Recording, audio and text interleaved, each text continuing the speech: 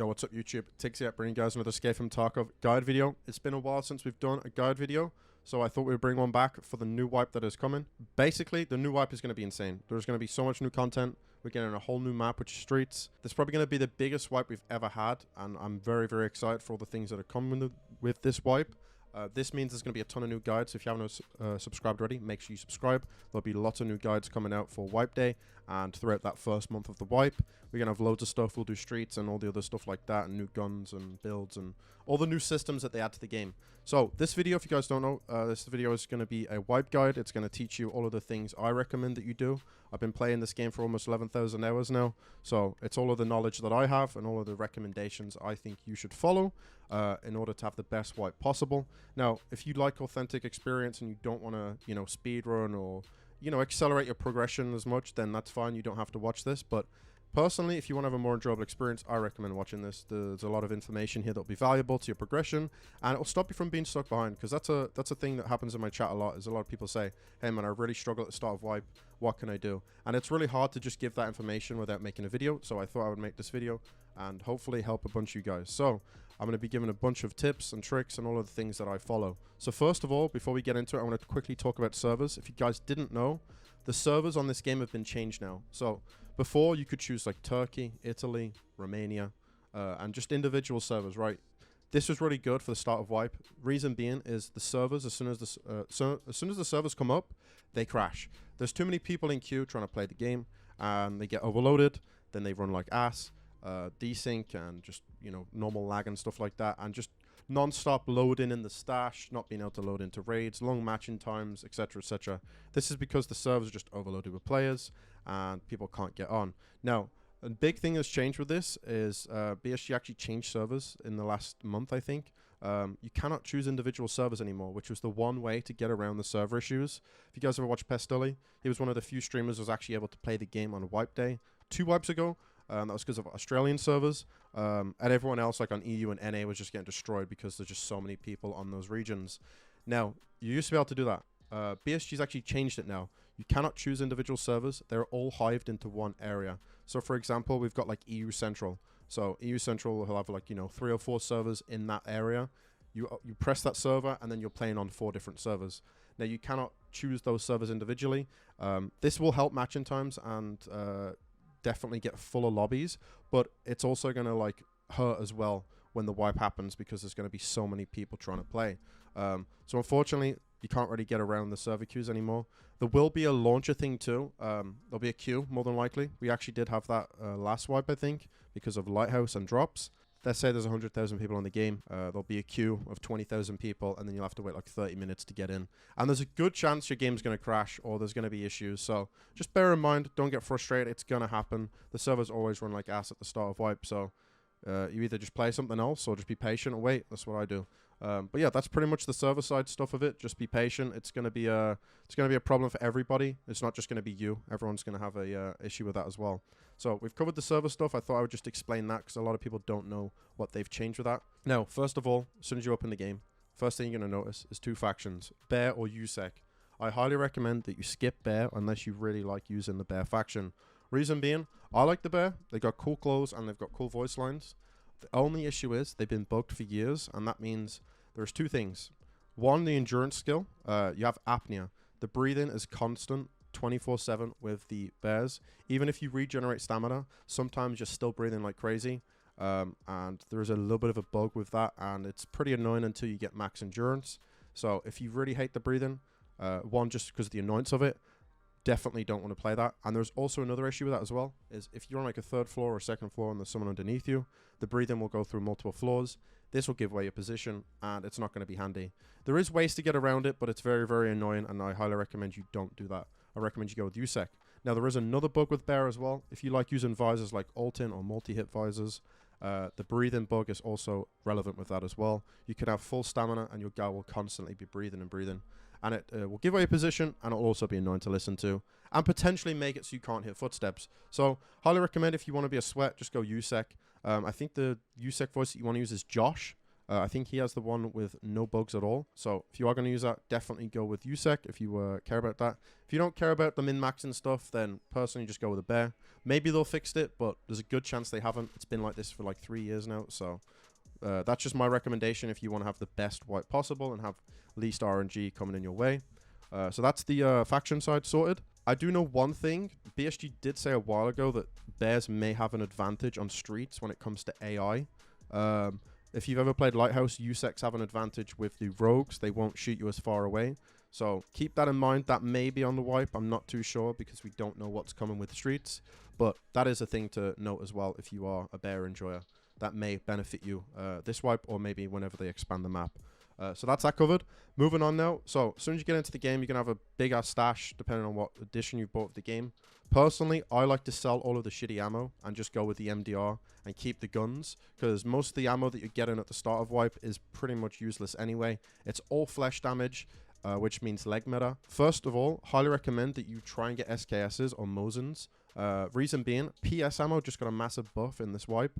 It is really, really good round, early wipe, and it's very, very strong. So if you're trying to have a good raids, I recommend trying to pick up an SKS with PS ammo.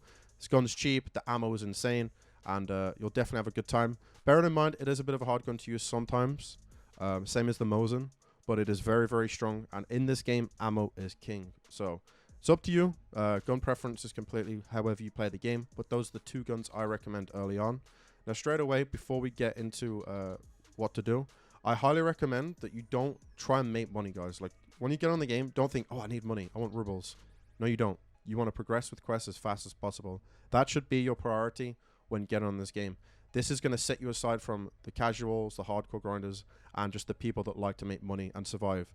This is huge for progression, and it will make your raids way better and your survival rate way higher. Make sure you focus on quests. Now, this brings me to another point. BSG may be changing quests this wipe. I'm not too sure. They might jumble the order around, and they may add new ones. Well, they're definitely going to add new ones, but they may jumble the order around of those quests, because the quest system for the past few wipes has been pretty much the same for the entirety of it, for like multiple wipes. So I'm pretty sure they're going to do that, but we'll see. But either way, still do your quests. Focus up on those. They're definitely going to be important. This leads to my other point now. Night raids. Night raids are a bit of an issue. There is more cheaters on night raids, but there is less players, and this is huge for progression as well. If you are happy to play night raids, crank up your gamma, put on a flashlight on your gun. This is going to help you get in those raids faster and also survive quicker as well. There's way less players playing the night raids, obviously, because it's dark. Not many people want to navigate through the dark map. It's scary, and it's also risky because of the Cheetos. But it's definitely a good option. I highly recommend it if you are trying to speedrun. Night raids are huge. Bearing in mind, though, there can be queues as well, so it can also penalize you as well, depending on how many people are playing it. So just keep it in mind. Check the queues when you're queuing up and see how long it takes for you to get a night raid. I think the best thing to do is put every single server on manually. Don't play auto. Just choose every single server if you want the fastest queue times. This is a thing I've done in multiple wipes too, when the queue times have been insane. But by chance anyway, you're looking at like 5 to 10 minute queues anyway, just because there's going to be so many players. Also, another thing, drops will be coming at the 28th of this month, running through to the 7th. So that's also going to cause a lot of issues with servers as well. So just keep that in mind. There might be some rollbacks with the servers and your gear, and you may lose some raids as well. So definitely going to be frustrating, but that's just how it is. Okay, so that's that covered. Okay, so back to the question part of this guide. There probably will be new quests coming to the game for streets and many other maps. Bearing in mind, these quests, no one's going to know how they're done. So if I were you, I highly recommend either watching on YouTube and looking for the guide.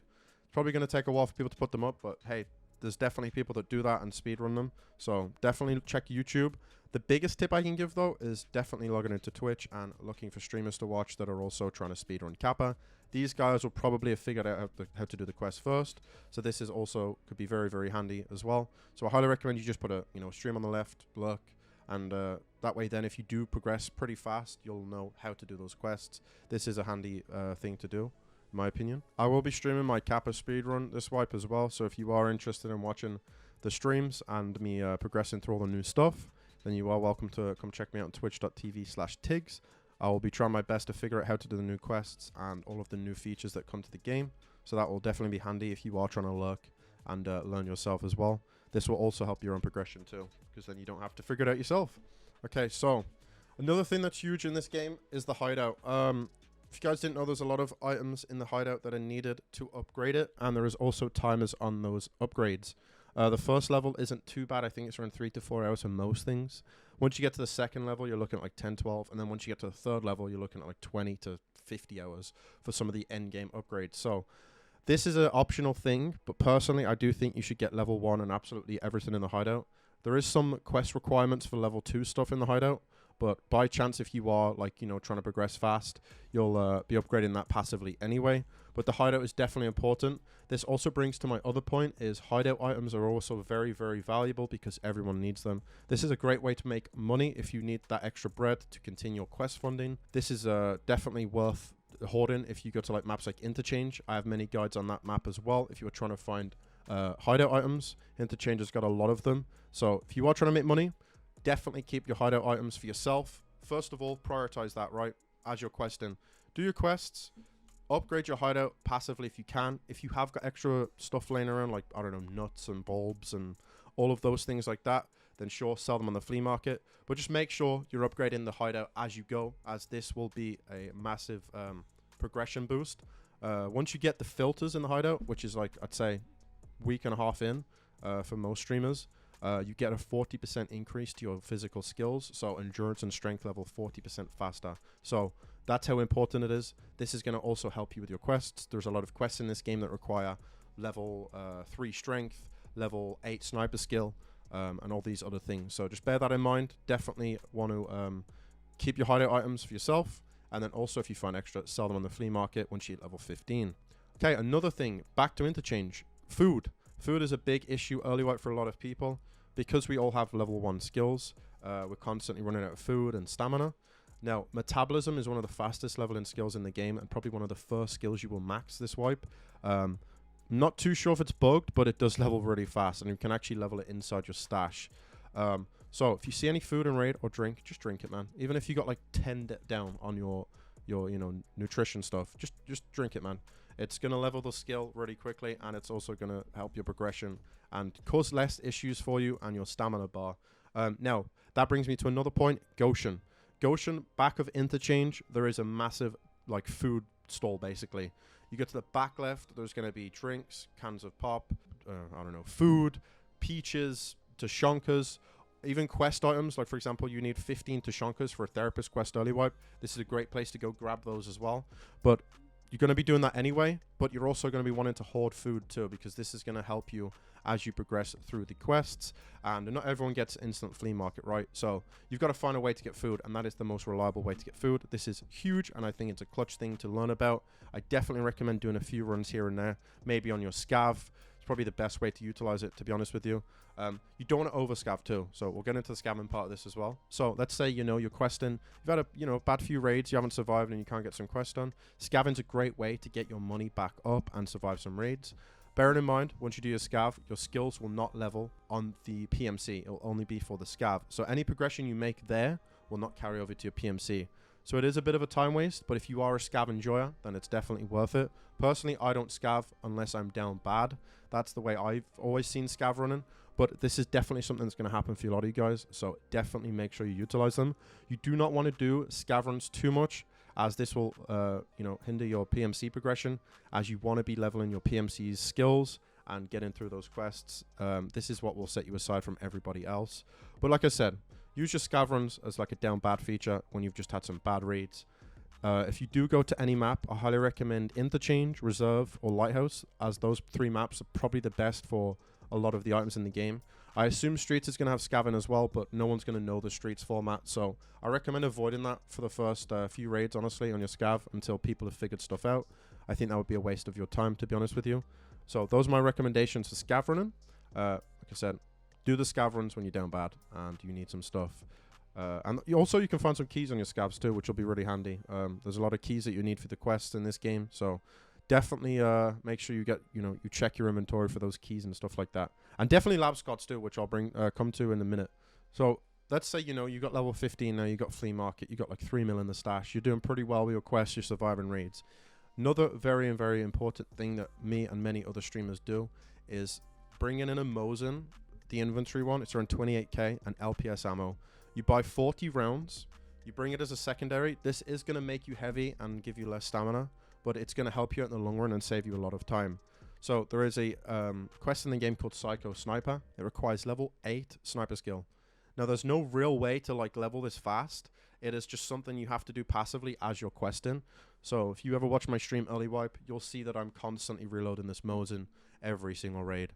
And it starts to rack up a lot of rubles, but it is something that you should definitely do if you have the extra money and you feel like you're in a position where you can afford to do it. So pretty much, you bring the Mosin in, you reload it 40 times, just constantly pressing R. This is going to level the sniper skill.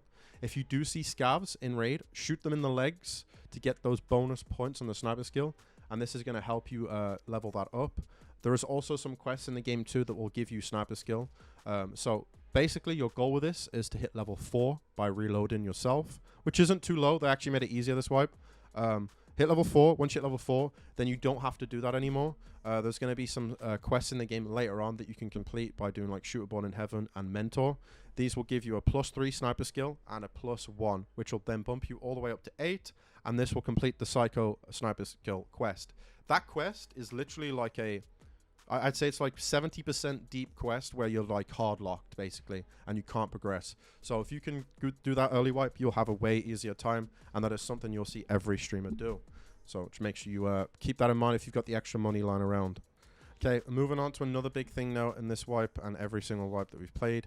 If you guys didn't know, last wipe BSG made it so you cannot drop keys to your friends. And this is also going to cause massive issues for people trying to buy keys on the flea market.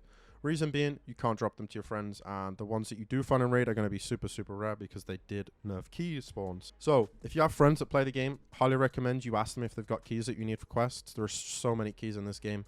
And you can use the wiki for this, by the way, to find out which key you need for your quest. Definitely want to have friends with this. If you don't have friends, then it's not a big deal. It's just going to slow your progression. But if you are trying to like get your progression up, definitely join some Discords. You can join mine if you want to, which is discord.gg/Tigz, and ask around and see if anyone will help you with their quests. They'll come and raid with you and open some doors. This will be very handy.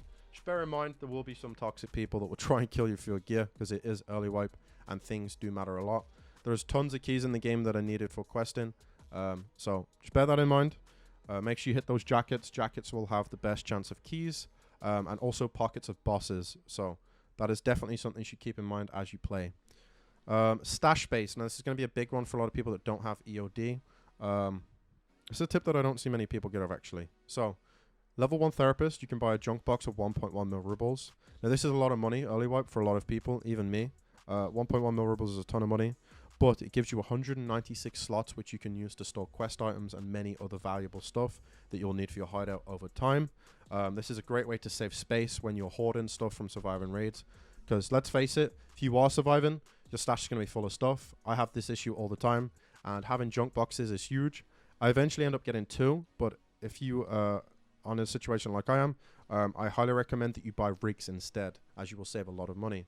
So Therapist level 1, junk box is 1.1 mil rubles, 196 slots. That is the biggest choice and the huge time saver for you. Or you could cheap out and buy some rigs off the flea. AVS, TV110, LBT, MPPV, or a BlackRock. There is other rigs that you can use as well. These rigs will be around like anywhere from 40k to 100k, depending on the flea market. But once you start to unlock some of those traders and grabbing those items in raid, this will help you store extra loot. There's also a lot of other rigs in the game that you can use as well. All you got to do is inspect it and see how many slots it holds. If it holds more than it actually takes up, then you've got some slot efficiency. So that is definitely a tip for the people that don't have EOD, or even for the people that do have it and just want to hoard. Now, if you somehow manage to find a Labs keycard, I highly recommend that you take advantage of this as fast as possible. Labs keycards are super, super rare early wipe and have like crazy gains possible, right? The only big issue here is there will be cheaters sometimes in the raids, but most of the time early wipe, the raids will be dead no matter the server you play on. If you do get a keycard early wipe, I would try and choose like, I don't know, Middle East servers maybe, or some Russian servers. If you do get a Labs keycard, you don't really have to do that. As I said, the keycards are super rare anyway, so there's a chance that you won't see players there anyway. If you guys want a video on this, I was actually planning to make an in-depth guide for early wipe labs if you do get a key, and how to play it, how to min-max it, and how to get the most profit possible from the raid. and all the other little tips and tricks that I do early wipe when I get a labs keycard. So if you do want that, let me know down in the comment section. I'll put like a poll down there or something, and I can work on that video before wipe comes out, which will be super handy for you guys if you do want that. Raiders, they obviously spawn crazy gear, armors, helmets, headsets, ammunition, magazines, guns. All of these things that you can use, which will help your progression. That is definitely a big game changer. Obviously nades and stuff like that. All of the spawns on the map, like keys, are green, black, and yellow. Stimulants, quest items like VPXs and vertexes, lions, teapots, all of these things that are needed for mechanic. Labs has it all, which is a great map. So if you get your key card, get straight into labs and just try and min-max it, man. If you die, it is what it is, but if you do survive, you'll see big gains. Now, moving on to another important subject of this wipe, which is ammo. If you're a new player, ammo is a very complicated thing in this game. There's two things. Flesh damage, which is the amount of damage you do to a limb, and penetration, which is the amount of damage the bullet does through certain types of armors. Now, there's a website called eft.monster. This website is going to help you out a ton with differentiating which ammos are the best to use. I highly recommend using anything 7.62, and if you are going to go for anything leg meta, there is a lot of leg meta ammos in the game which you can reference on the EFT Monster website. If you want to cheese people, leg meta is very strong in this game, but you do have to play specific and play around that advantage. You can't just run around and be a Chad like you can with 7.62. So just keep that in mind. Ammos to look out for, in my opinion: BT, M80, M62, M61 if you can find it, 993 obviously on raiders and stuff like that, BP, PS ammo, and 55A1 if you can find it, and 56A1. But like I said, use the website as a reference to find out which ammos are the best if you do find them in raid. I did mention earlier on in the video, SKS ammo with PS is absolutely insane right now. Probably one of the best rounds for early wipe. So definitely want to try and use that if I was you. Okay, moving on to another thing now. You need to start saving items in your stash and scav junk box. Like I said, the hideout is something that you need to upgrade. This is going to lock you behind quests so much because you don't have the skills for them. And obviously the upgrades. And there is timers on them. So you need to make sure you are saving all of the stuff that you find and only selling the extras that you have. If you want to know which items that you need, I will be posting a link underneath the stream of all of the quest items that you will need in the game, which will be super handy. And I definitely recommend that you keep it at the top left of your screen so you can constantly reference like, oh, hey, look, there's 2 alkalines there. I need that for mechanic quest. Oh, I need 3 teapots. I need that for mechanic quest as well. And all that stuff, you can just whack straight into your scav junk box or your vests if you have them. So just bear in mind, all the items in this game, there's a lot of them that are needed. So just keep that up on your stream, or on your other screen, sorry. This is going to be huge for progression. Another thing, if you do have friends in this game, playing with friends is definitely going to increase your chances of survival. You know, shooting one player with 3 people on your team is going to be a lot easier than you 1v1ing. So if you have got friends, I recommend playing anywhere from 2 to 3 mans. I wouldn't recommend any more than that because I think there may be issues with queue times. So definitely, if you are trying to survive as much as possible, playing with a 2 or 3 man is going to be the most optimal way to win your raids. This will also correlate to your keys as well, as some of your friends will have keys that you don't have, which will be very handy for progression as well. But yeah, that's pretty much the premise of everything. There is more things I could include in this video, but I think these are all the most important stuff I could include.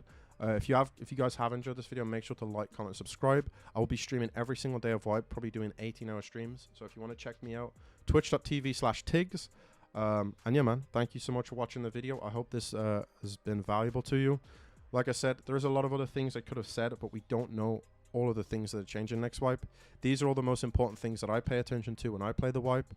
And I hope that they can help you as well. So thank you for watching, and I'll see you guys in the next video. We're going to have a ton of guides coming out soon. So thank you.